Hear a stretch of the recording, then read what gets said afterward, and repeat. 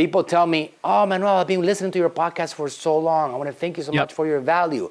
I can tell you that I listen to that particular sentence more than I listen to the, oh, I've been following you on social media. Now, Jeremy, talking about a particular subject that I keep on being asked about, is podcasting for just marketers and businesses, or what would you say? Like, we have a lot of people here tuning in live or listening to the podcast. They've been following our content for a while. They want to learn social media advertising. They're trying to get more attention for their business. They have products. They have services they offer. They have software. They don't have really like our business, like you and I, that, you know, we have an agency type, right? You're like servicing people with your command your brand. I'm servicing people with my marketing services for my agency. When we do podcasting, we have a big audience of entrepreneurs out there that are consuming that content when they're driving to the offices or doing exercise.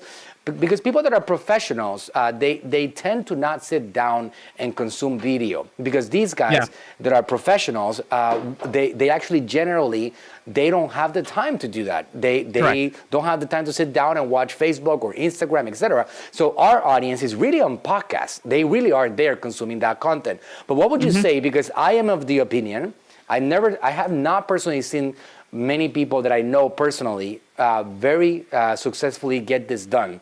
But let's say that you have a brand, a product, example, Natural Slim brand, which we sell supplements and weight loss. What would you say is the opportunity for any brand out there to just create a podcast, and what would be your advice for them to get this done? So I guess there's two parts to this, and one part you may not like, and that's that I see podcasting as primarily like a public relations thing. It really, in my mind, is a PR action. Now, what you do with the podcast is a marketing action, right? How you repurpose it, like we were talking about, how you retarget audiences that hear it is that way.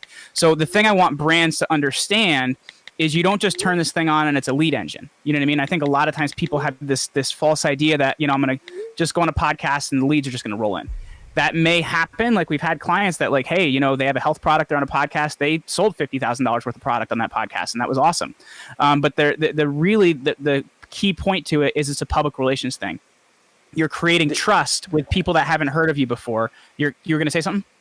I'm in 100% agreement with that, by the way. 100% agreement. It is a long-term positioning of your brand, of your message. And it doesn't even have to be about the products. Actually, it shouldn't be about the products. Yeah. You are just going to find something that you can give to the world and give them entertainment, give them education, give them some kind of value that's going to help them improve a particular area of their lives. Yeah. That could be making them laugh. That could be making them stronger. I mean, I've seen some shows. Some of the biggest podcasts in the world are, I was looking at one the other day doing some research, Dr. Death, for example. I think that's what it's called.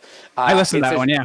You listen to that one. It's just entertainment. It's like it's like a novel that you want to listen to a story about these guys that were like freaking dark, and it's like real life stories, and it's awesome entertainment. But you know what they do, because they build so much attention on this platform, they now sell commercials, and they have this as a business. So it's not really like a product.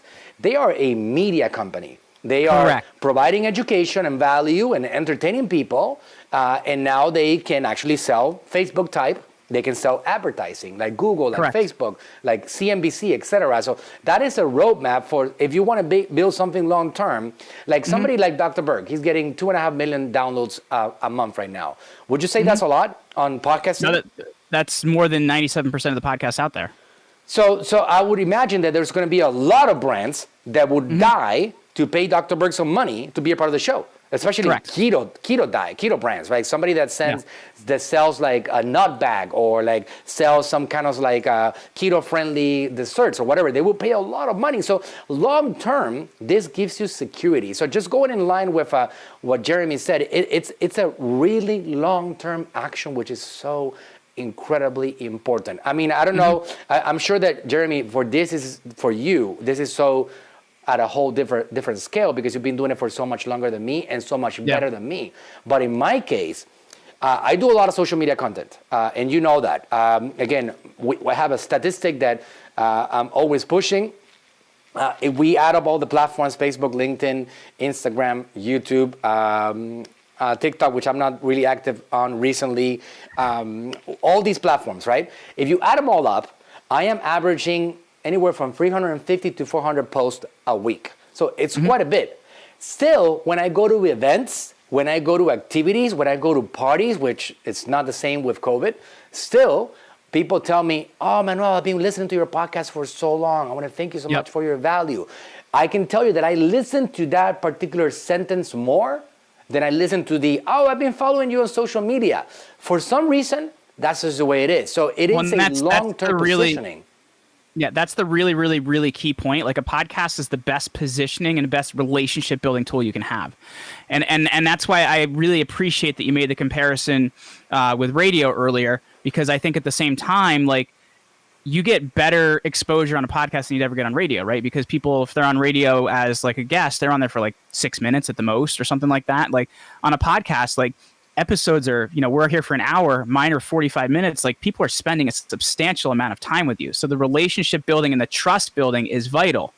And that's where, it's kind of this amazing PR vehicle, because you get positioning, you're seeing with people that are important, but at the same time, you're creating trust with the people you need to create trust with. Now, if you're like yourself and you're a crazy super ninja, you realize like what to do with this stuff. So you mentioned like breaking it up into different content pieces, but also at the same time, you should have a pixel on your website where you're doing 30, 60, 90-day audiences of people that come from your podcast, because then you can retarget those people and start giving them some of your offers. That's where the value comes in, right? They hear about you.